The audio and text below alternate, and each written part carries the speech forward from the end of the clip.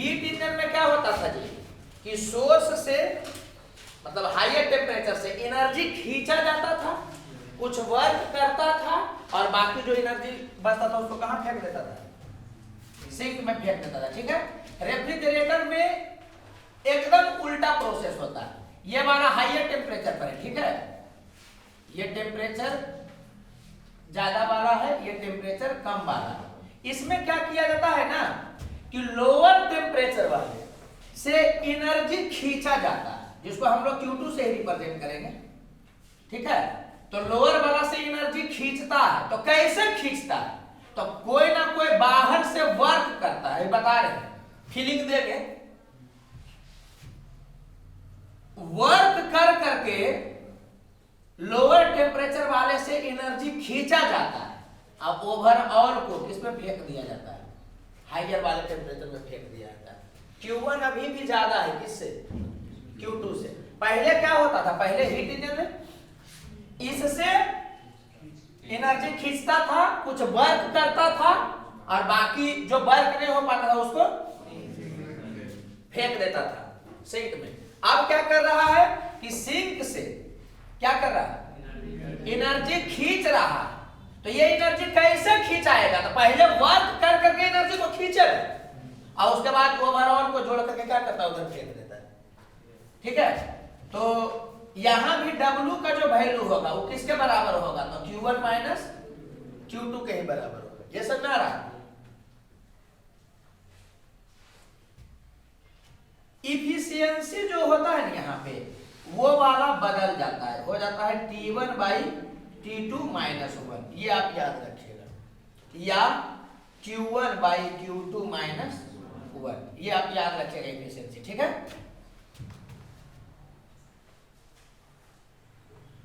और यहां पे इफिशियंसी एक्चुअली में डिफाइन कैसे किया गया होगा, तो जितना वर्क हुआ है बाई इनपुट, तो इनपुट तो यहां पर Q2 ना हो गया जी, अरे बोलो यार, तो इफिशियंसी W बाई Q2 बोला गया रेफ्रिजरेटर में, और इसी से क्या आ गया W का वैल्यू ईटा Q2। समझ में आ रहा है कि नहीं, तो इसको भी आप याद रखिएगा। देखो दिमाग नहीं लगाना है, रेफ्रिजरेटर का एफिशिएंसी कितना होता है, तो T1 बाई T2 माइनस 1 और T1 बाई T2 का वैल्यू कितना होता है, Q1 बाई Q2, वो वहां भी हो रहा था यहाँ भी हो रहा है। T1 बाई T2 का वैल्यू कितना होगा, Q1 बाई Q2। कौन फॉर्मूला बदला है, अगर देखो तो ये वाला तो नहीं है बदला, ये वाला भी नहीं बदला, इफिशियंसी वाला फॉर्मूला बदला। और यहाँ पर ये ध्यान दीजिएगा कि उस समय इफिशियंसी की वैल्यू W बाई Q1 पढ़ते थे, अभी W बाई Q2। समझ आ रहा है कि नहीं, इसको आप ध्यान दीजिएगा। इस केस में इफिशियंसी जो होता है वो 1 से ज्यादा भी आता है, तो उसका एक अलग मीनिंग है, उतना बताने की जरूरत नहीं। तो इसमें एक डिफाइन किया जाता है कोएफिशिएंट ऑफ परफॉर्मेंस। क्या डिफाइन किया जाता है, कोएफिशिएंट ऑफ परफॉर्मेंस।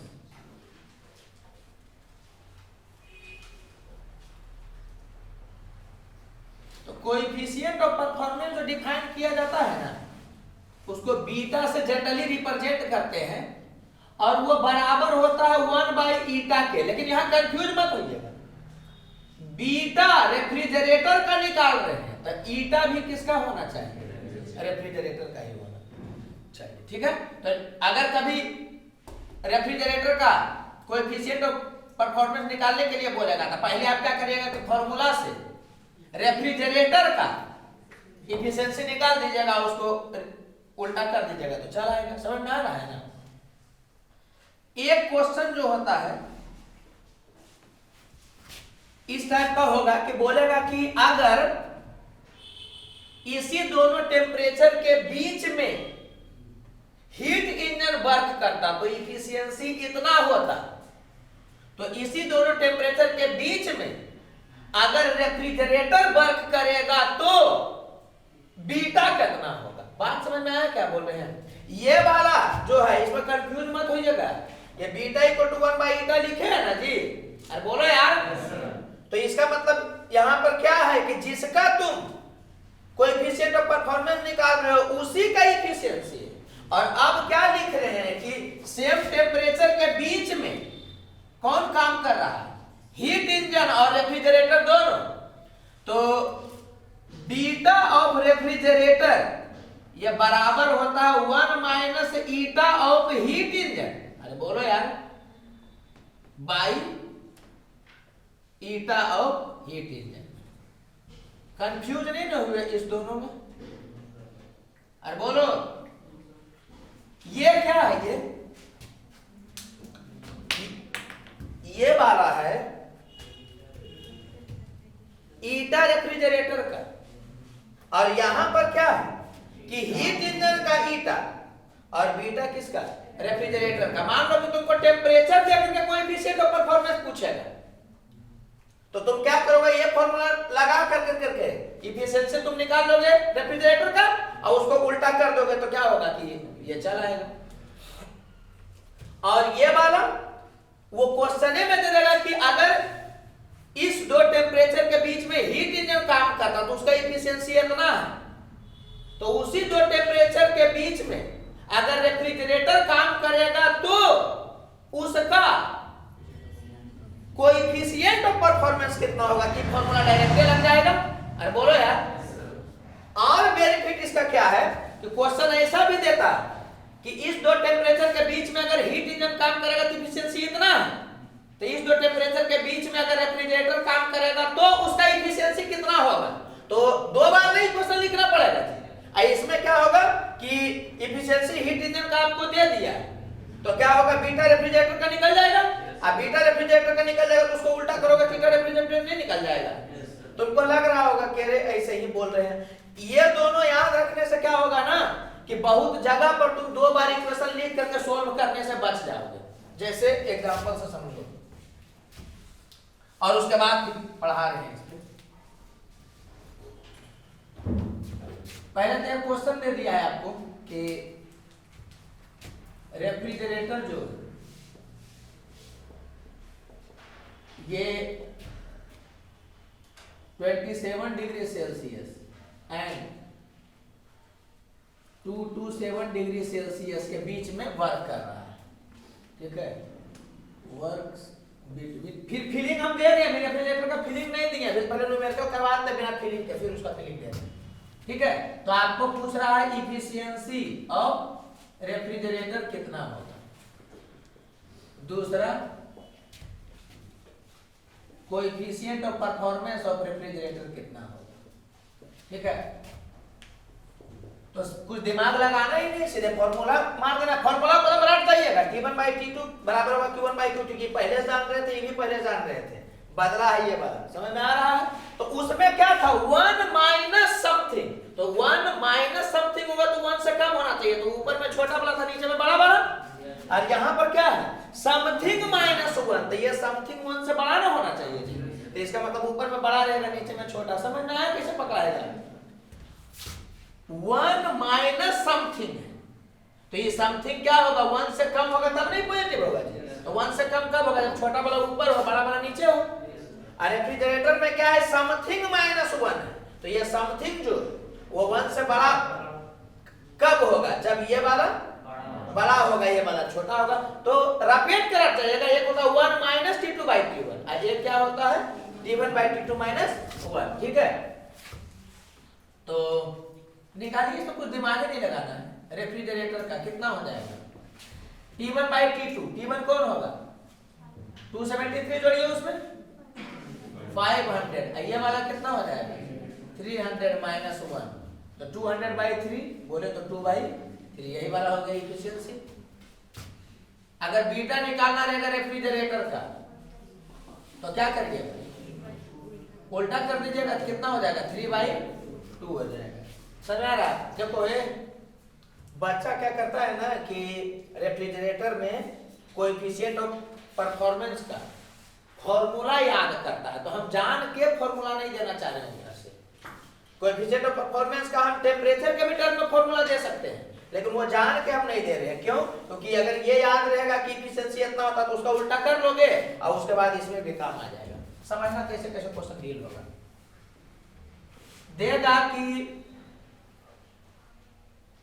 बिटवीन, या ऐसे दे सकता है आपको, efficiency of heat engine between a source and sink is 2/3. ठीक है, find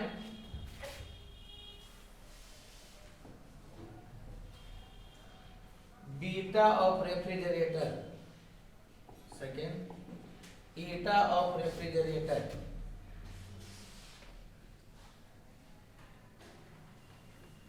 between same source and sink. अब इसमें क्या होगा ना कि ये फॉर्मूला अगर जो नहीं आपको याद रहेगा तो बड़ा लंबा चौड़ा कहानी हो जाएगा। कैसे? आपको बोला है कि इफिशियंसी जो हीट इंजन का है 2/3 है, तो अगर फॉर्मूला से नहीं करना चाहते हैं तो लिखिएगा 2/3 equal to 1 minus T2/T1 heat engine का। और आपको पूछ रहा है बीटा ऑफ क्या, रेफ्रिजरेटर, तो बीटा ऑफ रेफ्रिजरेटर को पहले लिखिएगा आप 1/ईटा ऑफ रेफ्रिजरेटर, बोलो यार। आज इसको क्या लिखिएगा, T1/T2 माइनस 1। अरे समझ में आ रहा है, कोई दिक्कत लग रहा है क्या? और T1/T2 वैल्यू कैसे करोगे कैलकुलेट, तो यहां से तुम निकालोगे, तो इसको इधर कर दो, उसको उधर कर दोगे, तो हो जाएगा T2/T1 इक्वल टू 1/3। तो इसको निकालने के लिए फिर तुमको क्या करना पड़ेगा, 1/T1/T2, 3 माइनस 1 तो कितना आ गया 1/2। तो इतना दिमाग में लगाना पड़ा जी कि पहले तुम क्या किया कि हीट इंजन वाला की एफिशिएंसी तुम लिखे, और उसके बाद फिर क्या है कि वहां से T2/T1 या T1/T2 का वैल्यू निकाले, फिर इसका लिखे, तब पुट किए, तब ना आया। तो इसी से बचाने के लिए आपको ये वाला फॉर्मूला दे दिया गया। तो बीटा ऑफ रेफ्रिजरेटर कैसे निकलता है, तो 1 minus eta of heat engine कितना होगा 2/3 by eta of heat engine. यहां से आ गया 1/3, यह आ गया 2/3। आई होप समझ गया। और अगर इफिशियंसी ऑफ रेफ्रिजरेटर पूछेगा तो बीटा मालूम है तो उसको उल्टा कर देंगे, यहाँ पर आ गया 2। समझ में आ रहा है कि नहीं? अब आपको लगेगा कि सर यहाँ इफिशियंसी रेफ्रिजरेटर का 2 आ गया, 1 से ज्यादा हो गया, तो यहाँ इफिशियंसी का वो मीनिंग नहीं है जो जनरल वे में होता है। यहाँ पर इफिशियंसी का दूसरा टाइप का मीनिंग है, तो वह आ जाता है। इसका मतलब ये नहीं है इसमें कि कंजर्वेशन ऑफ एनर्जी को वायलेट कर दिया, तो ऐसा कुछ कहानी नहीं है। समझ में आ रहा है? हम पूरा एक्सप्लेन उसको नहीं करना चाह रहे, अभी बस सिंपली ये याद रखिएगा कि रेफ्रिजरेटर में इफिशियंसी 1 से ज्यादा भी आ जाता है। समझ में आ रहा है कि नहीं? तो यहाँ पर इफिशियंसी का वो मीनिंग है ही नहीं जो जनरल वे में लिया जाता है। ठीक है, ये ध्यान रखिएगा। ये समझ में आया कब यूज करेंगे इसका, हीट इंजन रेफ्रिजरेटर को रिलेट करने का प्रयास करेगा, आप इसका यूज कर लीजिएगा। कभी ऐसा भी दे सकता है कि हीट इंजन का इफिशियंसी बताओ, अगर रेफ्रिजरेटर का इफिशियंसी इतना है तो इसको क्या करिएगा 1/ईटा ऑफ रेफ्रिजरेटर कर दीजिएगा, तो वो वाला पुट हो जाएगा, तो नहीं हीट इंजन का इफिशियंसी निकल जाएगा। तो आप बच न जाइएगा इस कैलकुलेशन से। बोलो यार, आप कैसे पढ़ाएगा? समझ में आ रहा है ना? कैमरा चालू है ना?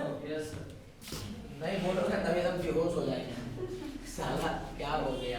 आ जाएगा क्लास में जमा लेगा। अब थोड़ा सा फील करिएगा जी, यहाँ पर बच्चा को दिक्कत लगता है, एकदम पूरी तरह से फील करने का प्रयास करिएगा। बहुत सारे बच्चे की इसमें जानकारी नहीं होता है, अब क्वेश्चन पूछेगा फंसा लेगा, देखना तो कि हीट इंजन में कुछ अलग होगा, रेफ्रिजरेटर में कुछ अलग होगा। हीट इंजन का जब आप बात करते हैं ना, तो आपका जो पैसा खर्च होता है वो गाड़ी को खरीदने में तो होता ही, खर्च तो है ही। मेन पैसा जो आपका खर्च होता है वो Q1 में होता है। माने पेट्रोल जो जलता है ना, या डीजल जलता है, या इलेक्ट्रिसिटी से ही किसी मशीन को आप चला रहे हैं, तो ये वाला जो है क्या है, मतलब जो भी है पेट्रोल बोलिए, पेट्रोल नहीं है, वो बात बता रही है, पेट्रोल डीजल, इलेक्ट्रिसिटी, जो भी पैसा आपका खर्च होगा वो Q1 के कारण होगा, इस बात को समझिएगा, ठीक है। और आउटपुट क्या होता है, W होता है, बोलो यार। तो वर्क होगा और ये वाला क्या होगा, फालतू का होगा, ठीक है, बात समझना। तो होता क्या है कि मान लो कि अपना गाड़ी का चाबी दिए, क्या हुआ, उसमें प्लग हुआ तो पेट्रोल जला, उसमें रहता है पेट्रोल वेपर रहता है, तो वो जलता है, तो जला वो, तो पेट्रोल जलेगा तो ये प्रोड्यूस करेगा हीट। अब उसमें के हिसाब से क्या होगा, जो गाड़ी चलेगा वो वर्क हो गया, और बाकी जो धुआं के साथ हीट जो बाहर निकल जाता है वो ये वाला हुआ। तो ये पेट्रोल का जलना हुआ, ये क्या हुआ, वर्क हो गया। हाँ, गाड़ी का चलना जो भी है, नाचना गाना, ठीक है, या पंखा ही है मान लिया जाए, तो पंखा भी एक तरह से समझो कि उसी टाइप का है, वो बात बता रहे हैं। हीट इंजन नहीं है, लेकिन पंखा क्या किया कि इलेक्ट्रिसिटी लिया और उसके हेल्प से कुछ काम किया, और कुछ क्या हुआ कि रेसिस्टेंस वाला में लॉस हो गया। तो हम ही नहीं बोल रहे हीट इंजन। हीट इंजन का मतलब क्या होता है ना, कि हीट के थ्रू वो वर्क करे, तो वो हीट के थ्रू वर्क नहीं करता है, इलेक्ट्रिसिटी थ्रू वर्क करता है। एक एग्जांपल हम दे, बात समझ में आया, यहां समझना। रेफ्रिजरेटर में क्या होता है, क्योंकि वो पूछेगा कि इलेक्ट्रिसिटी बिल उठ रहा है, तो पता नहीं चलेगा किसके कारण होता है। समझना यहाँ क्या होता है, आप ऐसे समझिए कि एप्पल है, ठीक है, दिल नहीं है, एप्पल है, ऐसा जो भी होगा, तो बात समझिएगा। फ्रिज में एप्पल रखा हुआ, तो उससे हीट खींचा गया, तो फ्रिज ठंडा मतलब सेब ठंडा होगा, तो एप्पल से हीट खींचा गया, ठीक है। तो इसको खींचने के लिए वर्क किया गया कि नहीं किया गया, तो इसमें ये वाला है जो कि इलेक्ट्रिसिटी बिल उठाएगा। अरे बात समझ में आ रहा है, मतलब इसमें क्या होता है कि उससे एनर्जी खींचने के लिए वर्क किया जा रहा है, तो जो इलेक्ट्रिसिटी बिल उठेगा, या जो आप बोलते हैं कि रेफ्रिजरेटर है जो कि चल रहा है, तो रेफ्रिजरेटर चल रहा है, तो किस एनर्जी का वो बिजली बिल उठाएगा, W के कारण, और बाकी ये दोनों को मिला करके क्या करेगा, हाँ वो बाहर फेंक देगा। समझ में आया, अरे बोलो यार। तो ये कम टेम्परेचर पर है, ये ज्यादा टेम्परेचर पर है। एक क्वेश्चन पूछता है कि अगर रेफ्रिजरेटर का गेट जो है वो खोल दीजिए आप, तो बताइए रूम गर्म होगा कि ठंडा होगा, पहले सुनते जाइए, तब भी रूम गर्म ही होगा। कैसे, रेफ्रिजरेटर का गेट खोले हुए हैं, ठीक है, तो उससे 5 जूल एनर्जी खिंचाया, रेफ्रिजरेटर का गेट खोल दिए यहाँ पे, तो एक तरह से रूम का ही हिस्सा हो गया, बोलो यार। तो उससे 5 जूल एनर्जी खिंचाया, अब मान लो कि वर्क हो गया 4 जूल के बराबर, तो ये समझ में आया कि 5 4 9 के बराबर ना रूम में वो फेंक रहा है गर्मी।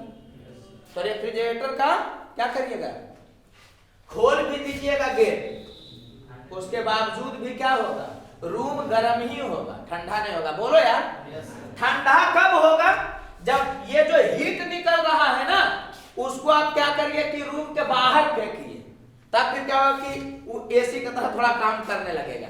मान लो कि फ्रिज का गेट तुम खोल दिए, तो उससे जो भी हीट खिंचा रहा है, तो उसका टेम्परेचर कमेगा, तो उसका असर रूम में भी होगा। अरे बोलो यार, लेकिन ये वाला जो निकलेगा वो क्या होना चाहिए, रूम के बाहर फेंकाना चाहिए। कोई दिक्कत लग रहा है क्या, है? तो जनरल में भी यही होता है कि ये वाला रूम के बाहर जब फेंकेगा, तो क्या है कि रूम के बाहर फेंकेगा तो रूम में गर्मी नहीं लगेगा, ठीक है। और क्या नई बात समझ में आया, क्या बताना चाहें इसमें, बच्चा से दिक्कत, बच्चा को दिक्कत कहाँ लगता है, बोलना नहीं चाहिए, एग्जाम्पल करा देते हैं। आपको दिया है कि refrigerator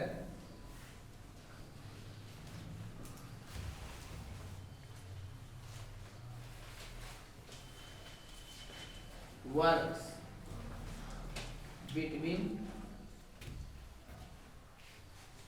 27 degrees Celsius and 527 degrees Celsius. If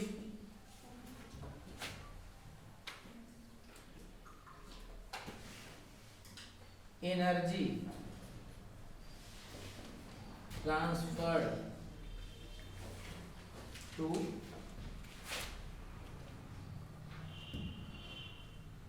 source, obvious बात है कि हायर टेम्परेचर वाला is 3.6 into 10 to the power 8 joule, then find electricity bill per unit charge, जो है वो मान लेते हैं कि 7 रुपये, ठीक है। तो आपको इलेक्ट्रिसिटी बिल कितना आएगा ये पूछ रहा है, तो उसके लिए आपको क्या जानना पड़ेगा, रेफ्रिजरेटर में W जानना पड़ेगा। यही बच्चा नहीं जानता तो वो क्या करेगा कि Q1 से निकाल देगा, तो गड़बड़ हो जाएगा। बात समझ में आया? दोनों में अंतर समझना। अगर बोला कि जो भी है पंखा चल रहा है तो उसमें इनपुट कौन है, तो जो इलेक्ट्रिसिटी खींचेगा तो Q1 टाइप का हुआ, कुछ बर्फ करता है, कुछ ऐसे हीट होगा। अरे बोलो यार। तो ये आप ध्यान दीजिएगा कि इसमें अगर वो बात करेगा कि कितना खर्च होगा या कुछ भी होगा तो इसके कारण होगा, बाकी ये काम होगा ये फालतू का हुआ। इसमें जो पूछ देगा कि कितना इलेक्ट्रिसिटी बिल उठा, इस ढंग से बात करेगा तो इसके कारण नहीं होगा, इसके कारण होगा। बात समझ में आ रहा है ना जी? तो कैसे बनाएंगे, तो पहले W निकालना है। तो आपको क्या किया है कि दोनों टेम्परेचर दे दिया और कौन दिया, सोर्स को जो एनर्जी देगा वो वाला दे दिया। तो देख लीजिए आपको क्या किया है वहां पे कि Q1 का डाटा दे दिया है और W आपको निकालना है, ठीक है। तो कौन वाला फॉर्मूला लगाइएगा, देखिए। और कोई फॉर्मूला लगा सकते हो, ऐसे भी कर दे सकते हो तुम कि T1 T2 दिया हुआ है तो Q1 Q2 के हिसाब से Q2 निकाल लो, और Q2 निकल जाएगा तो खुद ब खुद W निकल जाएगा। अरे बोलो यार। तो आप समझ रहे हो। तो T1 by T2, T1 कितना है, T1 किसी को भी मानो ना, ऐसे तो हायर वाला को ही मानते हैं। तो T1 कितना हो गया 800 केल्विन, ये वाला ये। तो T1 by T2 तो Q1 तो दिया हुआ है ना जी। और जो इजेक्ट किया है सोर्स में, रेफ्रिजरेटर में इजेक्ट ना होता है जी सोर्स में, बोलो यार, 10 to the power 8 by Q2। तो Q2 का वैल्यू कितना आ गया, इस जगह क्वेश्चन पूछना चाहिए, तो कर लीजिएगा आप, उसको उधर फेंक दीजिएगा। तो Q2 का वैल्यू हो गया 3/8 into 3.6 into 10 to the power 8 joule, यही ना हो गया। तो वर्क कितना हो गया, वर्क तो Q1 माइनस Q2,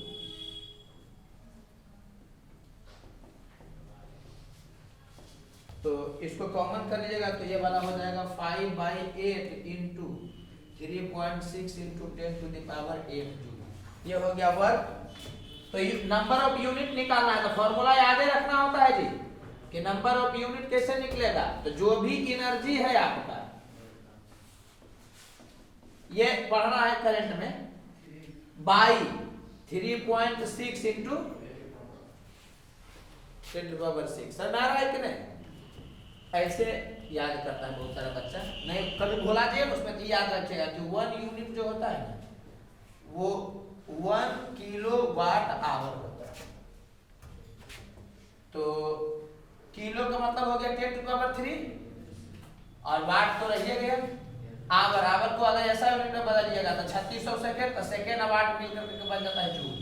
तो आ गया ना 36 × 10⁵ या बोले तो 3.6 × 10⁶। ये रटा हुआ रहना चाहिए। तो नंबर ऑफ यूनिट कैसे निकलता है? तो जो भी एनर्जी है डिवाइडेड बाय 3.6 × 10⁶। तो क्या होगा देखिए, तो ये कैंसिल हो गया, यहाँ पर से कितना आ जाएगा 5/8 × 100, यही ना होगा जी, कितना यूनिट हो गया। तो इलेक्ट्रिसिटी बिल कितना आएगा बताइए। तो हर आइएगा ना, जब करंट में इसे बात किया जाता है ना तो बड़ा आसानी लगने लगेगा। यहाँ तक अब आपका यही काम था कि इलेक्ट्रिसिटी बिल निकालना, तो किसके कारण? तो डब्ल्यू के कारण। तो बस खाली आपको डब्ल्यू निकालना है। डब्ल्यू निकल गया, उसका तो करंट का क्वेश्चन हो गया कि कितना पैसा खर्च होगा। तो पहले तो ये निकाले कि कितना यूनिट खर्चा हुआ। तो यूनिट खर्चा हो गया तो इलेक्ट्रिसिटी बिल निकाल लीजिएगा, कितना हो जाएगा बताइए। तो जो भी है ये इंटू 7 रुपीज, तो यही वाला इलेक्ट्रिसिटी बिल हो जाएगा। तो इस बात को आप समझिएगा कि इलेक्ट्रिसिटी बिल खर्च होगा डब्ल्यू कारण। कोई लड़का जो है उसको नया नया प्यार हुआ, इस ढंग से सोचिए आप, ठीक है। तो कैमरा काट देंगे, ठीक है। तो अब मान लो कि मैंने है ना कि मतलब पहले वो सबसे दूर रहता है, बात यार ये सब में मत पढ़ो तो टाइम बर्बाद होगा, करियर रुक जाएगा। तो मान लो उसको सपोज करो प्यार हुआ, तो शुरू में क्या होता है, थोड़ा सा बेचैनी टाइप का उसको फील होता है, ठीक है। तो उसको पता भी चल पा रहा है कि आखिर ये हो क्या रहा है, ठीक है। अरे सुनो तो मैंने उसको पता नहीं चल रहा है कि आखिर हो क्या रहा है। तो पहला 2 लाइन यही है। और उसके बाद फिर क्या होता है ना कि जब किसी से अटैचमेंट आता है तो उसको इतना ऊंचा दर्जा ही दे देता है ना, उन्हें हो जाता है, उसके नजर में इतना ऊंचा हो जाता है ना कि कुछ ज्यादा ही ऊंचा है। तो उसने रिकॉर्ड किए थे, लेकिन बैटरी डिस्चार्ज हो गया। तो समझिएगा, इधर घूम करके सुना ऐसा है कि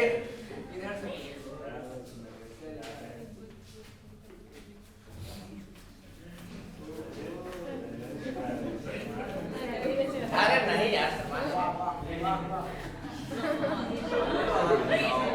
4 लाइन का है।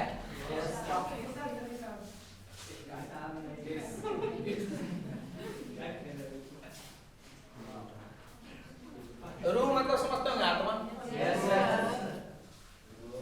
खुदा का मतलब भगवान, खुदा के इबादत का मतलब प्रार्थना, उस टाइप से, ठीक है। अब सुनिए, मेरे मासूम से दिल में एक हलचल सा है।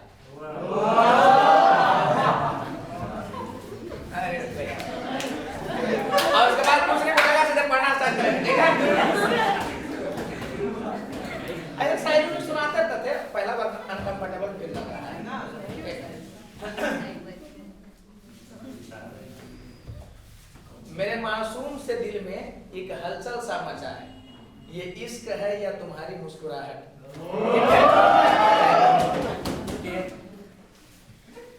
मेरे मासूम से दिल में एक हलचल सा मचा है, ये इश्क है या तुम्हारी मुस्कुराहट। मेरे रूह को सुकून सा लग रहा है, तुम्हें खुदा कर दूं या खुदा की इबादत।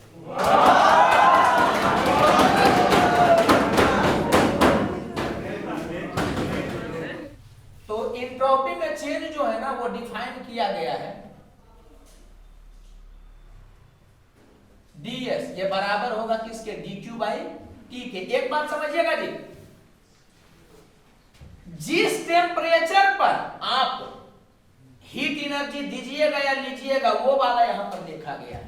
इसका कतई मतलब ΔQ/T नहीं है, इस बात को आप पहले समझिएगा। मान लीजिए किसी बॉडी को आप क्या कर रहे हैं कि हीट दे रहे हैं, तो इसका टेम्परेचर मान लीजिए कि बढ़ रहा है। अरे बोलो यार, तो हीट दिए तो कंटिन्यूअसली एक उसी टेम्परेचर पर तुम हीट देते रह गए ना, टेम्परेचर चेंज हुआ तो तुम ये वाला फॉर्मूला यूज नहीं करो। या तो चेंज इन एंट्रोपी डिफाइन किया था कांस्टेंट टेम्परेचर पर, कि जिस टेम्परेचर पर तुम हीट दे रहे हो उसी टेम्परेचर का बात करना, और अगर जो तुम हीट दोगे टेम्परेचर चेंज होगा तो फिर सिंपल वे में नहीं बनेगा, फिर इंटीग्रेट होकर करके बनेगा। नहीं बात समझे हम क्या बोले, एक बार फिर से ये बोल देंगे ना अगर आपको कि ds का value dq/t at constant temperature, तो आपके दिमाग में यही आ जाएगा कि ds किस पर डिफाइन किया गया है, कांस्टेंट टेम्परेचर पर। तो ऐसा नहीं, तो हम जानबूझ करके ये नहीं बोलना चाह रहे हैं कि कांस्टेंट टेम्परेचर पर ds का वैल्यू dq/t होता है। उसको हम दूसरे वे में ये बोलना चाह रहे हैं कि जिस टेम्परेचर पर आप एनर्जी दीजिएगा उसी टेम्परेचर को लिखिएगा। अगर जो आप एनर्जी दे रहे हैं टेम्परेचर बढ़ते जा रहा है तो पूरे एनर्जी को एक टेम्परेचर से डिवाइड करिएगा, नहीं करिएगा क्योंकि टेम्परेचर बदल ना गया जी।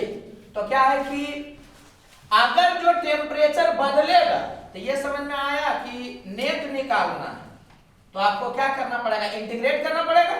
तो ds मतलब क्या हुआ, छोटा सा एंट्रोपी में चेंज, उसको इंटीग्रेट करिएगा तो क्या आ जाएगा, डेल्टा एफ बड़ा सा एंट्रोपी में चेंज, तो वो हो जाएगा इंटीग्रेशन dq/t t1 से t2 तक। ये मेन एक बनता है जिसका जरूरत आपको बहुत पड़ेगा नहीं, सब तो आपको फॉर्मूला ही बता दिया जाएगा।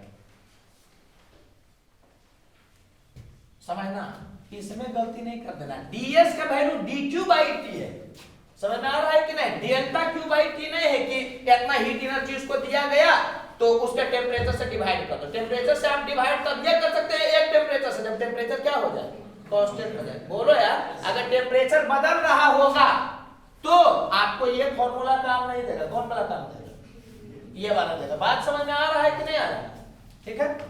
तो देखते जाओ, गुजरते जाओगे तो क्लियर होगा तुम्हारा। तो डेल्टा एस का वैल्यू हम लोग सॉलिड और लिक्विड के लिए निकालते हैं पहले, जिसका बहुत कम यूज होगा, बहुत ज्यादा कम।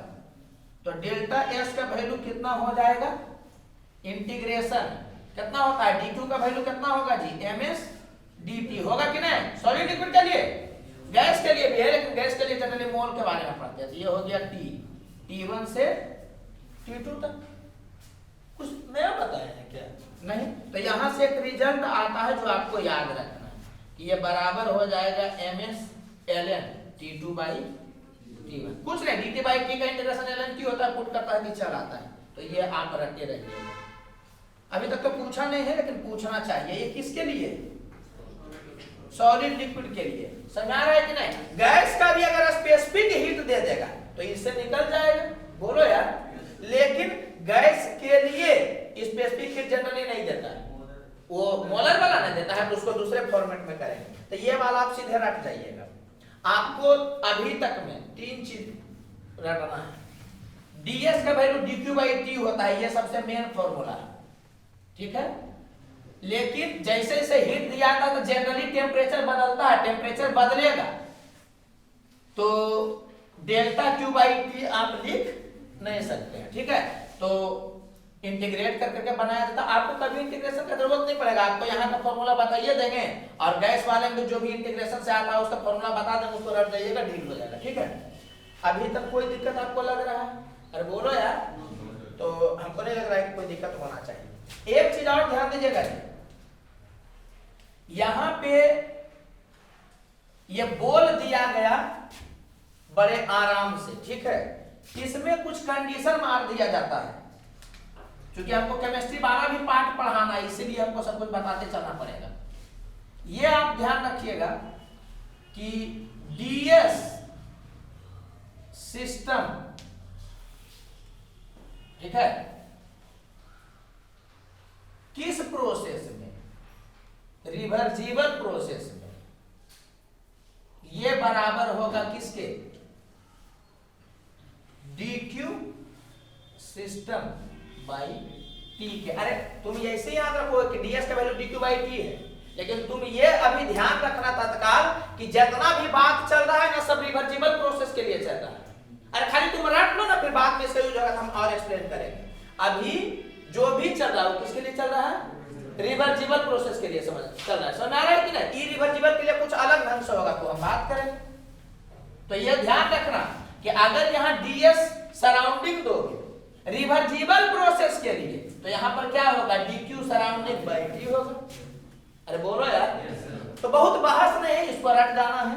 ये ध्यान रखना है कि अभी जो भी हम लोग पढ़ रहे हैं सब किसके लिए पढ़ रहे हैं? रिवर्सिबल प्रोसेस के लिए। ये ध्यान रखिएगा, केमिस्ट्री में जैसे घुस जाएगा तो इसका पूरा चर्चा होने लगता है, फिजिक्स में थोड़ा सा चर्चा होता है, लेकिन चूंकि आपको दोनों पढ़ाना है इसलिए हम यहीं पर बहुत बार बोलते जा रहे हैं कि हर जगह पर जब तक नहीं बोलेगा हम लोग किसके बारे में सोचेंगे? रिवर्सिबल प्रोसेस के बारे में। अभी तत्काल यही चल रहा है, ठीक है। तो ये वाला हो गया। अब यहां देखिएगा थोड़ा सा, कुछ एग्जांपल पहले देख लो। तो ये यही बता रहा है ना कि अगर तुम किसी बॉडी को हीट दोगे तो dq का वैल्यू क्या होगा? प्लस में होगा कि माइनस में होगा? सोच के बताओ। अरे हीट देने पर प्लस ना होता है जी, q या dq जो बोलो, तो ये प्लस में होगा, टेम्परेचर तो हमेशा प्लस में होगा ही। तो किसी को हीट दोगे तो ds का वैल्यू क्या होगा? पॉजिटिव होगा। अरे बोलो यार।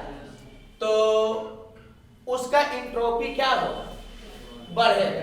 अरे ये पॉजिटिव हो गया, जब दोगे तो ये पॉजिटिव है, तो ये हुआ ना जी पॉजिटिव। तो किसी में भी चेंज, अरे ds का मतलब छोटा सा चेंज, लेकिन चेंज हुआ ना जी, तो चेंज पॉजिटिव है, इसका मतलब एंट्रोपी क्या हुआ? बढ़ा है। अभी ये ऊपर के भाषा में बता रहे हैं, फिर तो क्या होगा कि पूरा एक्सप्लेन करते जाएंगे। तो तत्काल अभी ये फीलिंग रखना है कि एनर्जी दिया जाता है जनरल केस में तो एंट्रोपी क्या होता है? बढ़ता। कोई जरूरी नहीं है, कहीं कहीं पर घटता है कि किसी दूसरे चीज के इफेक्ट के कारण। समझ में आ रहा है कि नहीं? तो अभी तत्काल आप इसको ध्यान रखिएगा। ऐसे थोड़ा सा ये फीलिंग रखिएगा कि अगर जो आप Q दीजिएगा तो इसका काम क्या होगा? एंट्रोपी को बढ़ाना। बोलो यार। और वॉल्यूम भी अगर आप बढ़ाइएगा तो नहीं लग रहा है कि रैंडमनेस बढ़ेगा? जैसे जैसे आप कंपैक्ट करते जाइएगा उसको ऐसे से होने का जगह कम ना मिलेगा जी। तो आप समझ रहे हो कि वॉल्यूम आप कम करिएगा, ज्यादा करिएगा तो रैंडमनेस ज्यादा होगा कम होगा? ज्यादा होगा। तो ये इसका सेंस रखना है आपको केवल। समझ आ रहा है कि नहीं? टेम्परेचर है जो कि ज्यादा होगा तो एंट्रोपी या रैंडमनेस क्या होगा? ज्यादा होगा। अब कुछ जगह पर क्या होता होगा कि Q डाल रहे हो तो बढ़ाने वाला इफेक्ट कर रहा है। बोलो यार। और V है जो कि मान लो कि घट रहा होगा तो घटाने वाला इफेक्ट करेगा। तो उस दोनों में जो डोमिनेट होगा उसको तो हम लोग देखेंगे। देखो इस वीडियो में जी, क्योंकि वीडियो बन रहा है इसलिए बोल रहे हैं, हम थोड़ा सा बोलेंगे ज्यादा चीज, लेकिन आपको टू द पॉइंट कर निकल जाना है तो क्वेश्चन बन जाएगा। ठीक है। तो ये थोड़ा सा आप फीलिंग रखिएगा कि रैंडमनेस कब बढ़ेगा? जब टेम्परेचर तुम बढ़ा दो या वॉल्यूम तुम बढ़ा दो। अरे बोलो यार। या हीट एनर्जी तुम दोगे। समझ आ रहा है ना? ये ऊपर ऊपर के भाषा में हुआ बोलचाल। अब किसी जगह पर ऐसा होगा कि तुम देखो कि वॉल्यूम बढ़ रहा है तो एंट्रोपी बढ़ेगा, और उसी सिचुएशन में टेम्परेचर घट रहा है तो एंट्रोपी घटेगा। तो उस दोनों में जो जीतेगा वही डिसाइड करेगा एंट्रोपी बढ़ रहा है कि घट रहा है। अरे बात समझ में आ रहा है? कोई दिक्कत लग रहा है इसमें? बोलो यार।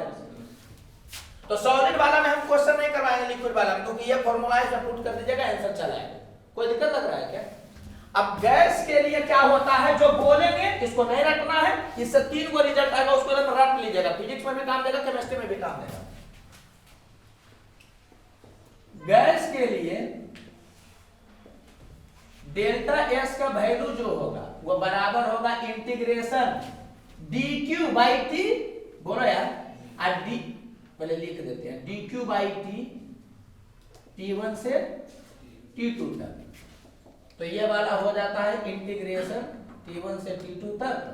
और dq का वैल्यू कितना होगा? du प्लस वर्क वाला, du प्लस वर्क होगा ना। अरे q का value delta u plus w होता था तो उसी का डिफरेंशियल फॉर्म है बाई टी। आपको लगा अक्सर आपको समझ में नहीं आ रहा है, क्या क्या करने लगे, कोई बात नहीं, समझाना भी नहीं, इसे भी हम अपन नोयर रिवीजन लिख देंगे। अब यहीं से क्या होता है ना कि ये 2 भाग में टूट जाता है। ये हम केवल वीडियो बना रहे हैं इसलिए लिख रहे हैं, तुमको ये सब सोचना नहीं है। तो du बाई टी, तो ये हो जाएगा mcv dt बाई टी, और ये वाला भी टर्म जब खुलता है तो pdv इंटीग्रेशन कर लो ना, ये t1 से t2 तक। फिर बोल रहे हैं ये वाला आपके लिए क्या रहेगा? नो रिवीजन रहेगा। फर्स्ट लेवल में ये नो रिवीजन रहेगा, ये ध्यान रखिएगा, ज्यादा दिमाग लगाइएगा गड़बड़ाएगा। अब यहीं से क्या होता है, इसका इंटीग्रेशन क्या होता है, इसका इंटीग्रेशन क्या होता है, समझ आ रहा है कि नहीं? तो रिजल्ट आता है, बिना सोचे समझे इसको रट जाना है। ऐसा थोड़ा सा समझाएंगे कि कैसे रटना है, समझा कंसेप्ट नहीं रहे, ये समझा रहे हैं कि कैसे उसको रटना।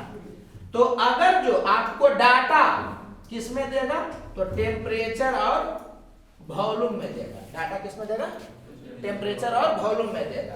तो डेल्टा एस का जो वैल्यू होता है ना, वो NCV ln T2 by T1 plus NR ln V2 by V1 होता है। कहां से आया ये नहीं सोचो, सब यहीं से आ रहा होगा। अगर वीडियो नहीं बन पाता, नहीं बताते भी नहीं, सीधे लिख देते। लेकिन बन रहा है तो जो भी रिवीजन के लायक नहीं रहेगा फर्स्ट लेवल में, हम बोलते जाएंगे कि यहाँ क्या हुआ उसको देखने नहीं है तुमको, मन होगा तो नहीं उतारना तुम, ठीक है? वो बन रहा है इसलिए बोल रहे। तो ये टीवी में डाटा देगा तो इसका यूज करोगे। अब पी और टी का डाटा देगा, समझना, किसका डाटा देगा, आप पी और टी का है जो कि डाटा देगा। तो उस सिचुएशन में क्या आएगा, तो इससे भी आ सकता है, लेकिन उतना करोगे तो तुमसे गलती भी हो जाएगा एने ओने करने के चक्कर में। समझ आ रहा है कि नहीं? तो कुछ करना नहीं रहता है, माने यही होता है कि वॉल्यूम को आप प्रेशर के टर्म में लिखिए तो फिर आ जाता है अरेंज होके। तो आपको सीधे याद रखना कि ये NCP ln T2 by T1 होगा minus NR ln T2 by T1 होगा। इसको आप रटे के रखिएगा। आया है इसी से ये बात, मगर आपको ये रट के रखना। बात समझ में आ रहा है? और अब कौन बच गया, जब पीवी के टर्म में डाटा देगा, बोलो यार, तो पीवी के टर्म में डाटा देगा तो डेल्टा एस का जो वैल्यू होगा तो ये हो जाएगा NCV ln P2 by P1 plus NCP ln V2 by V1। ये तीनों याद रख लीजिएगा। सबसे बड़ी बात, ये तीनों एक ही है, आपके लिए ये अलग दिख रहा है, वो अलग बात है। इसी में पीवी को 20 से कन्वर्जन करेगा तो दोनों भी निकल जाएगा, लेकिन तब रपेट के रट जाइएगा। तो याद रखिएगा कि अगर वॉल्यूम टेम्परेचर में डाटा देगा तो ये वाला यूज करेंगे। देखो कैसे तुम याद कर सकते हो, थोड़ा सा याद करने के बारे में बता रहे हैं। तो वॉल्यूम और टेम्परेचर है, तो वॉल्यूम वाला में क्या होगा कि NCV ln T2 by T1 होगा, बोलो यार। और प्रेशर टेम्परेचर का रहेगा तो मैंने वॉल्यूम टेम्परेचर और प्रेशर टेम्परेचर में रहेगा तो V रहेगा तो NCV ln T2 by T1 होगा, और P रहेगा तो NCP ln T2 by T1 है। ये कंसेप्ट हम समझा रहे हैं। वो रटवा रहे हैं कि P रहेगा तो CP होगा, V रहेगा तो CV होगा, जब टेम्परेचर के टर्म में रहेगा। तो समझ में आ रहा है कि नहीं? और उसके बाद यहाँ पर क्या होगा, तो वॉल्यूम वाले में याद रखिएगा कि NR plus NR ln V2 by V1 होता है, और प्रेशर वाले में याद रखिएगा कि minus NR ln V2 by V1 होता है। अरे बोलो यार। और बाकी क्या है कि जब PV रहेगा, टेम्परेचर नहीं रहेगा, तब ये ध्यान रखना कि प्रेशर वाले टर्म के साथ CV रहेगा और वॉल्यूम वाले टर्म के साथ कौन रहेगा, CP रहेगा। ये कंसेप्ट नहीं समझा रहे हैं, कैसे रटना है ये समझा रहे हैं। और ये दोनों जगह पर काम देगा, फिजिक्स में भी और केमिस्ट्री में भी। कोई दिक्कत लग रहा है? अब तुमको लगेगा कि सर प्रेशर के साथ तो CP होना चाहिए, यहाँ कंसेप्ट तुमको हम समझा रहे हैं। यहाँ से करना स्टार्ट करेंगे फर्स्ट आ जाओगे तुम। तो यही बोल रहे हैं कि तुमको सीधे याद रखना कि एंट्रोपी का 3 फॉर्मूला होता है, वॉल्यूम टेम्परेचर के टर्म में, प्रेशर टेम्परेचर के टर्म में और प्रेशर वॉल्यूम के टर्म में। समझ में आ रहा है कि नहीं? इसको आप याद कर ले। बहुत जगह पर ऐसे भी करता है जी, इसको प्लस कर देता है, तो ये वाला उल्टा हो जाएगा। ठीक है, तो जो भी आपको लगे, हम यहाँ पर क्या किए हैं कि सब में 2/1 ही करने का प्रयास किए, ठीक है, ताकि थोड़ा सा गलती होने का चांस कम रहे। तो अगर ओवरऑल अगर बताया जाए आपके लिए, तो एक याद रखेगा ds का वैल्यू dq बाई t होता है, जो डेल्टा q बाई t नहीं होता, ये ध्यान रखना। ये तभी होता है डेल्टा q बाई t जब पूरा हीट एनर्जी जो है वो एक के टेम्परेचर पर दिया जाता है, लेकिन अगर टेम्परेचर बदलेगा तो ये नहीं होगा, वो इंटीग्रेशन से होगा। और तुमको कभी इंटीग्रेशन नहीं करना। सॉलिड लिक्विड का देगा तो फॉर्मूला याद है, पुट करोगे आंसर चला आएगा, बोलो यार। और गैस का देगा तो इससे डील हो जाएगा। समझ में आ रहा है? अब देखो इसको क्वेश्चन कैसे देगा। क्वेश्चन ये देगा कि कोई आइडियल गैस है, ठीक है। अच्छा ये बात समझ जाना जी कि यहाँ जो भी इंट्रोपी के बारे में पढ़ाया गया वो रिवर्सिबल के लिए पढ़ाया जा रहा है कि रिवर्सिबल के लिए पढ़ाया जा रहा है? रिवर्सिबल के लिए। अभी जो भी चर्चा चलेगा वो किसके लिए चल रहा है? रिवर्सिबल के लिए। खाली आपको रट ले रहना है, समझना कब है, रट ले रहना। इंट्रोपी बहुत हार्ड कंसेप्ट होता है, समझ आ रहा है? तो आपको क्या थोड़ा समझना बाकी रट जाना है, क्वेश्चन सब बन जाएगा। हमको फिजिक्स केमिस्ट्री दोनों को मिला के पढ़ाना तो आज हम करते हैं। तो मान लेते कोई आइडियल गैस है, ठीक है। ये वाला जो है isothermally expands to double of its volume. अच्छा ये बोलने का जरूरत है तुमको क्या कि एलन है जो कि खोलता है तो 2.3 लेकर के आएगा लोग बेस 10 में, तो आप समझिए ना जी। अरे बोलो यार। तो आपको बताना है आइडियल गैस है, मान लो कि दे दिया 2 मोल, ठीक है। आइसोथर्मली एक्सपेंड किया डबल ऑफ इट्स वॉल्यूम तक, तो आपको बताना है कि एंट्रोपी चेंज कितना होगा। तो इस सिचुएशन में आपको क्या पूछ रहा है कि एंट्रोपी चेंज कितना होगा। कोई दिमाग नहीं लगाना, सीधे फॉर्मूला लिखिएगा। तो आइसोथर्मल मैंने टेम्परेचर का बात किया और एक्सपेंशन का बात किया, मैंने किसका बात किया? वॉल्यूम का बात किया। कोई दिक्कत लग रहा है क्या? तो कौन बड़ा फॉर्मूला लगाइएगा? ये वाला, ये वाला। तो डेल्टा एस का वैल्यू किसके बराबर हो जाएगा? तो देखो एमसीवी ln T2/2 होता है, आइसोथर्मल है तो ये दोनों सेम हो गया, ये दोनों सेम होगा तो क्या होगा? यहाँ 1 हो जाएगा, ये 1 हो जाएगा तो ln1 का वैल्यू कितना हो जाएगा? 0। तो ये समझ में आया कि 0 होगा, यही हो गया। नहीं प्लस यहां से nr, तो nr का वैल्यू हो गया 2r ln V2/V1। तो एक्सपेंड किया है डबल तक, तो यहां पर कितना होगा? 2V/V, तो यहां 2 होगा ना, तो यहां से हो गया 2r और इसका वैल्यू हो गया 0.693। कोई दिक्कत लग रहा है? यूनिट क्या होगा बताओ तो इसका? यूनिट अगर करोगे तो r को अगर कैलोरी में लिखोगे तो कैलोरी, यूनिट देख लो जी जूल पर केल्विन। नहीं बात समझ में आ रहा है? यूनिट जूल पर केल्विन या कैलोरी पर केल्विन होगा ना जी, तो उसी के हिसाब से तुम पुट करोगे। अगर जूल में लाना रहेगा तो r का वैल्यू 8.31 करोगे, और कैलोरी पर केल्विन में लाना रहेगा तो r का वैल्यू 2 पुट करोगे। कोई दिक्कत लग रहा है क्या? कोई दिक्कत? ठीक है। अब तो कोई इसको हम फिजिकली एक्सप्लेन करने का प्रयास करते हैं, फिजिकली या कुछ दूसरे जगह पर भी एक्सप्लेन करने का प्रयास कर सकते थे। क्या छोड़ो, यहां पर क्या हो रहा होगा? तो आइसोथर्मल है तो टेम्परेचर के कारण रेंडमनेस बढ़ रहा होगा क्या? नहीं, इसलिए देख रहे हो कि टेम्परेचर वाला टर्म है जो कि 0 कंट्रीब्यूट किया, और वॉल्यूम जब बढ़ रहा है तो बढ़ेगा कि नहीं बढ़ेगा? रेंडमनेस बढ़ेगा ना जी। तो क्या है कि वॉल्यूम वाला कंट्रीब्यूट किया। बोलो यार। अच्छा ऐसा होता कि टेम्परेचर घट रहा और वॉल्यूम बढ़ रहा, तो दोनों कंट्राडिक्टरी काम करता कि एक टाइप का काम करता?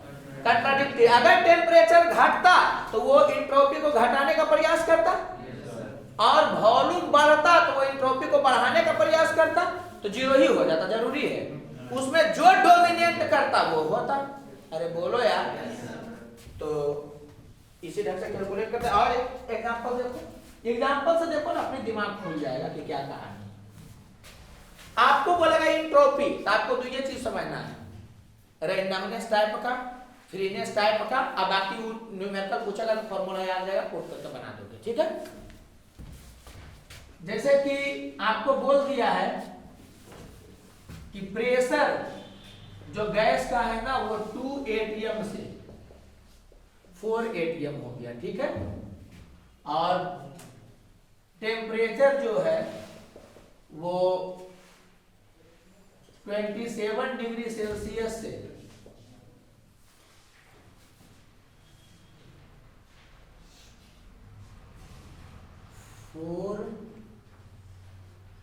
327 डिग्री सेल्सियस हो गया, ठीक है। ऐसा दे दिया आपको। और 5 मोल कुछ गैस है, तो यहाँ लिख दिया मोनो एटॉमिक गैस है। तो आपको बताना है कि एंट्रोपी चेंज कितना होगा। तो सवाल बहुत अच्छा माना जाएगा तो अगर इधर से सोचेगा, लेकिन हमको उधर से क्या मतलब है, को रट लेना है जी। तो आपको किसके बारे में डाटा दे देखिए, तो प्रेशर और टेम्परेचर के बारे में, प्रेशर टेम्परेचर के बारे में ये करिएगा, रट ले रहिएगा, तो रट जाइएगा उसको, क्योंकि फिजिक्स केमिस्ट्री दोनों काम देगा। हो सकता है कि ऐसा भी बोलेगा कि आइसोबारिकली है जो कि टेम्परेचर को चेंज किया गया, तो आइसोबारिकली टेम्परेचर को चेंज किया गया, प्रेशर और टेम्परेचर कर दिया तो आइसोबारिक नहीं बराबर होता तो जीरो हो जाता है, ये वाला होता। समझ में आ रहा है कि नहीं? तो कौन सा होगा फॉर्मूला देखिए, डेल्टा एस का वैल्यू कितना हो जाएगा, ये समझ में आ रहा होगा ना कि ये कहानी है, कितना होगा बताइए तो, N C P ln T2 by T1 kelvin में, तो T2 फाइनल वाला ये ना है जी। अच्छा, इसको हम एक काम कर दे रहे हैं ताकि आपको कुछ हम दिखा सके कि देखो क्या इफेक्ट हो रहा है।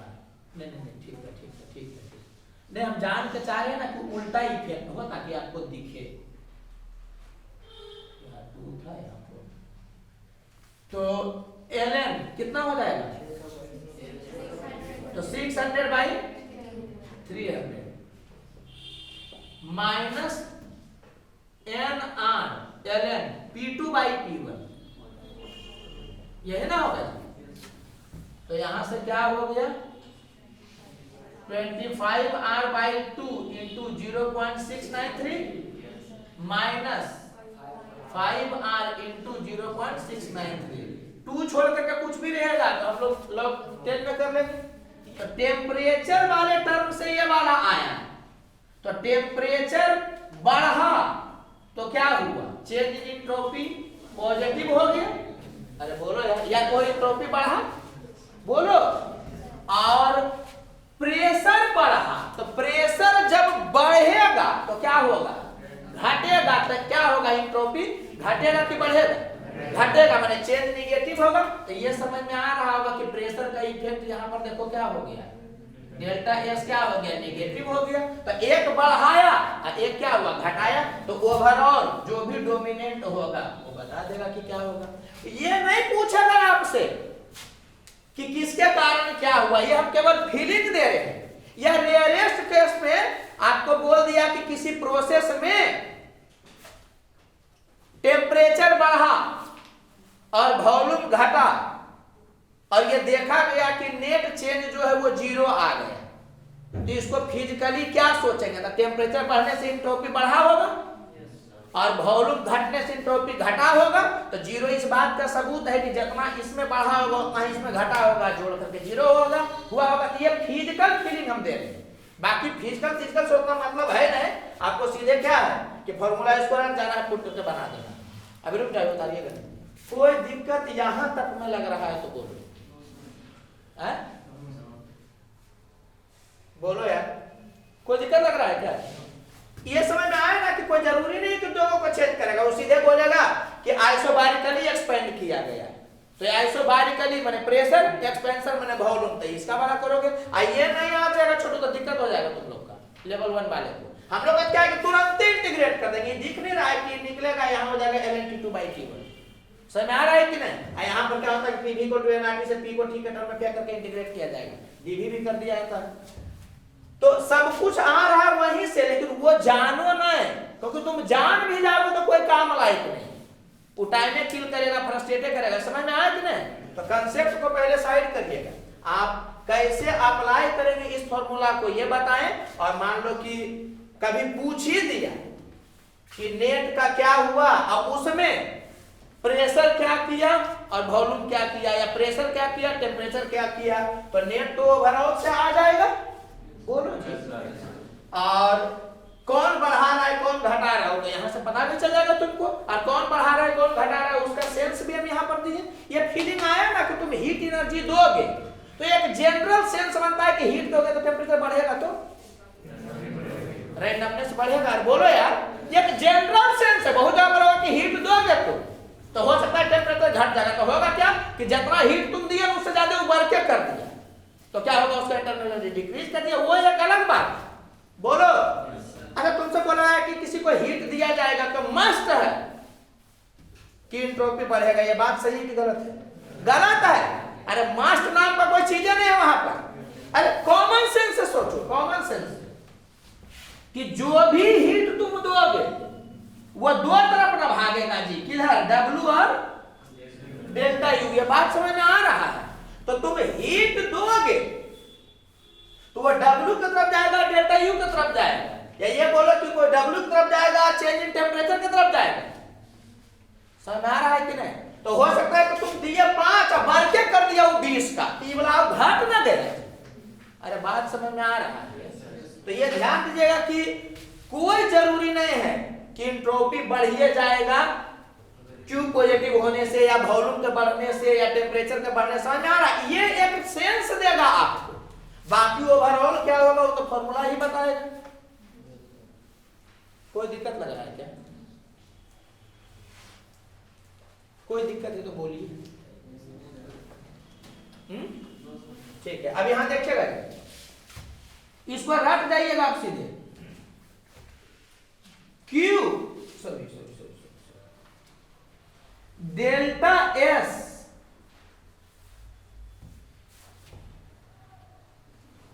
अब ये बतावे के बाद में बताएं नहीं, इस पर को पूरा विस्तार से चर्चा करना है। ऐसा करते हैं कि एक चीज तुमको बता कभी छोड़ देते हैं, बाद में इसका यूज करेंगे क्योंकि जगह बाकी, इसलिए अभी एंट्रोपी पर ही कहानी चलेगा। समझना थोड़ा सा और समझना कम, फाइनल जो है उसको रट जाओगे। तुम क्या पढ़े हो? डीएस का वैल्यू किसके बराबर होगा? dq बाई टी के। तो इससे क्या पता चला कि dq का वैल्यू कितना होगा? T ds। बोलो यार। तो इसमें क्या होता है ना कि टेम्परेचर जो है वो अगर प्रेशर के जैसा सोचो और एंट्रोपी को अगर वॉल्यूम के जैसा सोचो तो ये dw टाइप का ही बन जाता है। हम क्या बोल रहे हैं? बड़ा ऐसे बन गया। हम बोल क्या रहे हैं कि आप इसको इक्विवेलेंट टाइप का समझ सकते हैं। मतलब सुनना, पीवी ग्राफ में जब भी पर परपेंडिकुलर डालते थे तो तुमको एरिया मिलता था, वो वर्क देता था। तो उसी ढंग से टीएस ग्राफ में याद रखना, हम तो कह रहे हैं कि इक्विवेलेंट वाला भी ज्यादा नौटंकी नहीं करो। खाली हम बताएं कि अगर एस के जगह पर भी कर दीजिएगा, टी के जगह पर भी कर दीजिएगा, तो क्यू के जगह पर डब्ल्यू टाइप का हो ना जाएगा ये चीज। तो ऐसे नहीं आप सोचिए, हम ये भी बोल रहे हैं आपको कि ये वाला जो है आप किसमें डाल दीजिए, नो रिवीजन में। इसको नहीं सोचना है, हम खाली एक कंसेप्ट ऐसे बताएं तो होता रियलिटी वही है। आपको याद रखना है क्या कि टीएस ग्राफ रहेगा या एसटी ग्राफ रहेगा। समझ आ रहा है कि नहीं? तो जो एरिया होगा वो किसके बराबर होगा? क्यू के बराबर या डेल्टा क्यू के बराबर? अरे बोलो यार। क्यू बोलो, डेल्टा क्यू बोलो, दोनों एक ही है, एक्सटेंडेड टाइप का हो गया। तो ये डेल्टा क्यू के बराबर एरिया होगा। कोई दिक्कत लग रहा है? और इसमें ये याद रखना है कि एस बढ़ेगा तो क्यू क्या होगा? पॉजिटिव होगा, और एस घटेगा तो क्यू क्या होगा? नेगेटिव होगा। इसीलिए इसको पहले शुरू में बच्चा को क्या किया जाता है ना कि कंपेयर करके सिखाया जाता है कि अगर ऐसा देखोगे तो पढ़ते थे ना कि भी बढ़ेगा तो वर्क पॉजिटिव होगा, तो वैसे यहां पर भी होता है कि एस बढ़ेगा तो क्यू पॉजिटिव होगा। लेकिन हम ये नहीं बोलेंगे कि तुम कंपेयर करके करो, तुमको ऊपर ऊपर ही याद रखना क्या कि पीवी वाला में एरिया वर्क देता था। अरे बोलो यार, जहां वॉल्यूम का बढ़ने से वर्क पॉजिटिव होता था, वॉल्यूम का घटने से वर्क नेगेटिव होता था। कोई दिक्कत लग रहा है क्या? तो वैसे ऊपरे से याद रखोगे कि टीएस में या एसटी वाले कर्व में, माने ग्राफ में जो एरिया होता है वो क्यू का वैल्यू देता है। समझ में आ रहा है कि नहीं? और एंट्रोपी बढ़ेगा तो क्यू का वैल्यू पॉजिटिव होगा, मतलब आएगा अंदर। अरे बोलो यार। और हाँ, एंट्रोपी घटेगा तो क्यू क्या होगा? नेगेटिव होगा, इसका मतलब बाहर निकलेगा। समझ में आ रहा है कि नहीं? तो इस चीज का आप ध्यान रखिएगा। एक से हम फिर से बोल रहे हैं, सुनना, इसमें क्यू इन और क्यू आउट एकदम एस को घटता बढ़ता देख करके 100% तुम बता दोगे कि नहीं बता दोगे? बता दोगे। पीवी वाला में क्या था कि पीवी को घटता बढ़ता देकर के 100% नहीं बताया जा सकता, लेकिन आपका काम चल जाता था, याद है? वो कुछ जगह पर गलती भी हो जाता है, लेकिन आपका अभी तक या जेईमेन में जहां तक पूछा है ना तो डील हो जाता है, इसलिए हम उसको एज ए शॉर्टकट बता दिया पहला लेवल। अदरवाइज तो कभी भी अगर क्यू का प्लस माइनस एकदम एग्जैक्ट देखना चाहे तो उसको डेल्टा यू और डब्ल्यू दोनों का ना देखना पड़ेगा। बात पहुंचा? क्या बोले?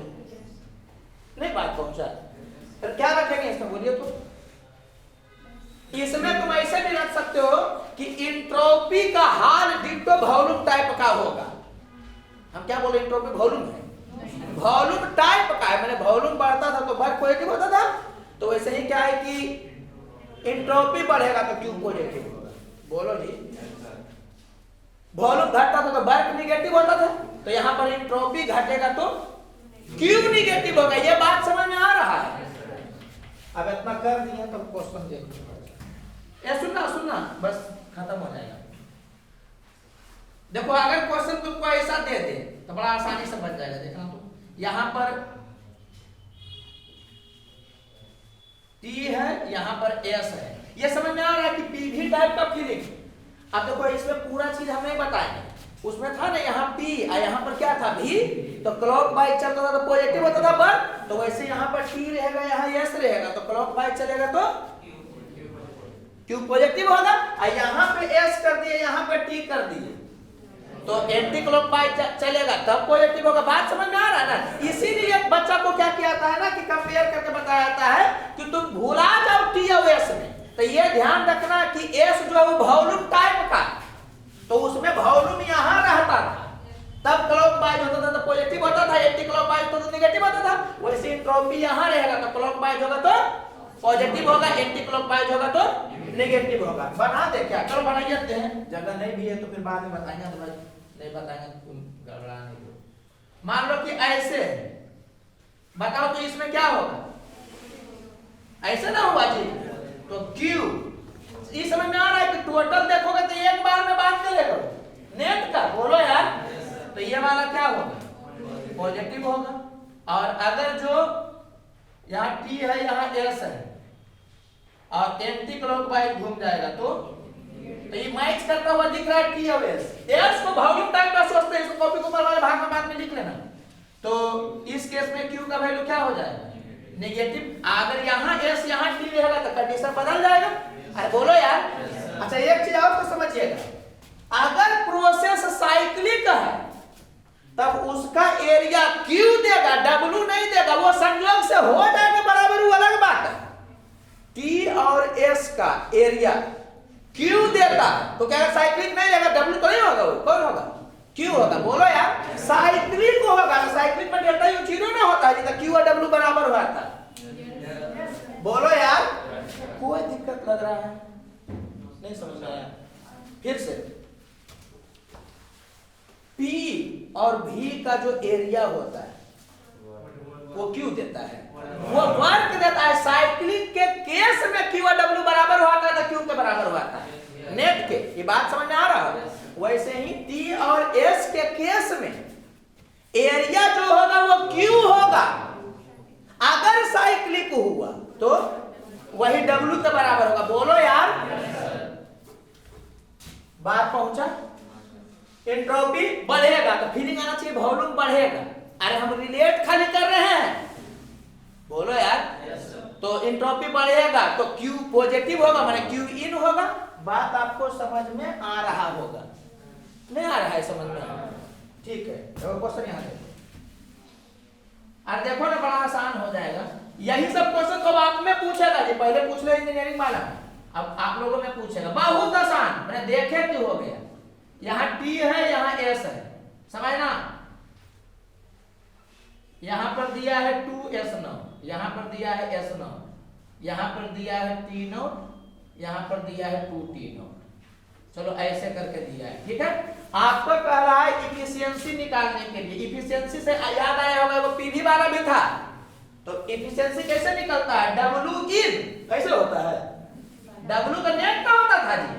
बाई Q इन। अरे बोलो यार, तो W नेट कैसे निकलेगा? तो चूंकि साइक्लिक है तो इसका एरिया Q देगा, अब वही किसके बराबर हो जाएगा? W के बराबर। बात समझ में आ रहा है? साइकिल में बताए थे ना कि Q का वैल्यू किसके बराबर होगा? W बराबर डेल्टा U 0। ये रटे हुए रहोगे तब होगा। सोचोगे Q equal to delta U plus W। अच्छा डेल्टा U तो साइक्लिक में 0 होता है, तो Q equal to 0 plus W, तो Q का वैल्यू W। ओके समझ गए?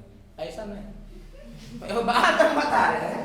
तो ये ध्यान आप रखिएगा कि साइक्लिक प्रोसेस में Q और W क्या है? एक। समझ में आ रहा? तो इफिशिएंसी होगा कितना? W by Q। ये सब सवाल आएगा तो अच्छा क्वेश्चन माना जाएगा, जो रहेगा कुछ नहीं क्योंकि आप देखे होंगे। तो W नेट कैसे निकल जाएगा? इसके एरिया से। एरिया से सचमुच में W नेट ही निकला शुरू में, Q नेट जो बराबर हो जाएगा W नेट के। तो कितना हो जाएगा? 1/2 इनटू बेस S0 इनटू तीनों। कोई दिक्कत लग रहा है क्या? बाई Q इन। तो Q इन का मतलब क्या होगा? Q positive. तो Q पॉजिटिव कब होगा? इसमें किससे देखोगे? PV से देखने लगोगे। इसमें एंट्रोपी को घटता बढ़ता देखोगे, एकदम 100% बताएगा। उसमें हम आपको बताए थे शॉर्टकट, लिख दिए थे ना शॉर्टकट। कहीं कहीं पर गलती भी होता है, लेकिन तुम नहीं सोचता, तुमको आएगा तो वैसे होगा। समझ में आ रहा है? इफिशिएंसी वाला क्वेश्चन है, अदरवाइज टाइम बहुत किल कर देगा। डेल्टा U और W निकालोगे। Q इन तो एंट्रोपी इसमें किसमें तुमको बढ़ता हुआ दिख रहा है, ये बताओ। तो इसमें एंट्रोपी बढ़ रहा है, तो इसमें क्या होगा? Q इन। इसमें एंट्रोपी घट रहा है, इसमें Q आउट होगा। इसमें ना किसमें Q इन Q आउट देखना एकदम चुटकी का कमाल है। और इसमें एंट्रोपी कांस्टेंट है। इसमें आ रहा है कि इसमें एंट्रोपी कांस्टेंट है, इसका मतलब क्या हो गया कि इसमें Q का वैल्यू 0 होगा। अरे कॉमन सेंस से सोचो ना जी, S बढ़ेगा तब Q आएगा, पॉजिटिव होगा। S घटेगा तो बोलो Q निगेटिव होगा। और S कांस्टेंट, जब बोला S कांस्टेंट, समझो वॉल्यूम कांस्टेंट से जो वर्क में होता वही S के होने से Q में होगा। तो ये समझ में आ रहा है? थोड़ा भी लिख दे रहे हैं यहाँ पर। यहाँ क्या लिख देंगे? ये Q आउट होगा और इसमें क्या होगा? Q 0। ये ग्राफ देकर आपसे छोटा सा क्वेश्चन पूछ जाएगा, कौन एडियाबेटिक प्रोसेस है? एडियाबेटिक में Q 0। तो इसमें देखो कि कौन है, समझ में आया? तो इसमें क्या होगा? यहाँ पर तुम लिखोगे ना Q इन, किसका वाला लिखोगे? इसका वाला। बोलो यार, यहाँ नाम दे रहे हैं ABC। तो AB वाला लिखोगे तो AB का Q लिखना है, इसका मतलब AB का एरिया लिखना है। क्या दिक्कत है? अब ये ना बताया T और S में एरिया जो होगा वो Q होगा। भाई वीडियो चालू है, देख लेना। तुम अभी नहीं बोलते कि मुझे गिर जाते। फिर से समझना, तुमको लगेगा सवाल हार्ड ना है, इसको बायोलॉजी का जैसे पॉइंट नहीं रखते हैं वैसे खाली रख जाइए। क्वेश्चन का टाइप होता है, T और S वाले में एरिया Q का वैल्यू देता है। अरे बोलो यार, जहाँ S को V टाइप का सोचते हैं, कोई दिक्कत लग रहा है क्या? V टाइप का इसलिए सोचते हैं ताकि प्लस माइनस में बोला भी जाए तो पकड़ ले। बोलो यार। और बाकी Q इन Q आउट तो कर ये होंगे। तो क्या हो जाएगा बताओ? तो यहाँ पर किसके कारण लिखेंगे? केवल AB टाइप। AB कहेंगे देखो तो पूरा ना देखोगे जी, तो ट्राइपिल टाइप का होगा तो 1/2 पैरेलल साइड का समेशन। तो ये T नॉट और ये वाला पूरा 2T नॉट, क्योंकि हम ऐसे करेंगे तो पूरे को देखेंगे। तो यहाँ कितना हो गया? 3T not into parallel side का ऐसे खींचा था ना जी, तो ये वाला S नॉट। तो ये कैंसिल हो गया, ये भी कैंसिल हो गया। तो कितना आ गया? 1/3 आ गया। हर बार 1/3 आता है। हो सकता है बहुत बार तुमको लग जाए। इस समझ में आया आपको क्या हुआ? एक क्वेश्चन और देखो। अरे रुको ना, इसके बाद यहाँ पे इसको भी नो रिवीजन में नहीं लिख देना जो उतर बात को समझना। अरे बाप, कोई हम रिस्क नहीं लेना चाहते, कोई ज्यादा भरोसा है।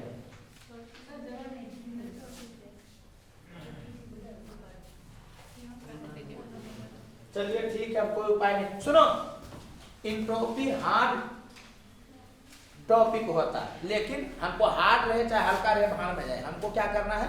4, 5 को 6 को पॉइंट याद कर लेना। अरे बायोलॉजी 5 को एग्जांपल याद कर लो, यहाँ 5 को फॉर्मूला याद कर लो। ओके, अब सुनो यार, एक बार फिर से बोलते रहे। सुनोगे एंट्रोपी तो रैंडमनेस टाइप का है, और उसके बाद फॉर्मूला तो तड़ाक तड़ाक मुंह से निकलना चाहिए। ds का वैल्यू dq/t। हम बार-बार बोल रहे हैं जी कि इसको कोई बोल देता है कि ds का वैल्यू dq/t है, कांस्टेंट टेंपरेचर। समझ में आ रहा है कि नहीं? तो वो बोलना हम ही नहीं बोलेंगे कि गलत है, लेकिन अगर वो बात हम बोल देंगे ना तो तुम सोचोगे कि कांस्टेंट टेम्परेचर पर होता है, जबकि देख रहे हो कि टेम्परेचर वेरी करता तब भी होता है। हाँ, ds का value delta Q by T तब होता है जब टेम्परेचर क्या रहता है, कांस्टेंट रहता है। जैसे आइसोथर्मल में कोई लगा दे सकता है एक के बाद, नहीं समझे क्या बोले? आइसोथर्मल में टेम्परेचर क्या आता है, कांस्टेंट। तो ये भी सही है। अब इसी से जो आता है निकला वो भी सही है। आइसोथर्मल में क्या होता है कि यही वाला बन जाता है, ये वाला। खैर छोड़ो छोड़ो छोड़ो छोड़ो, ज्यादा मान नहीं रहा।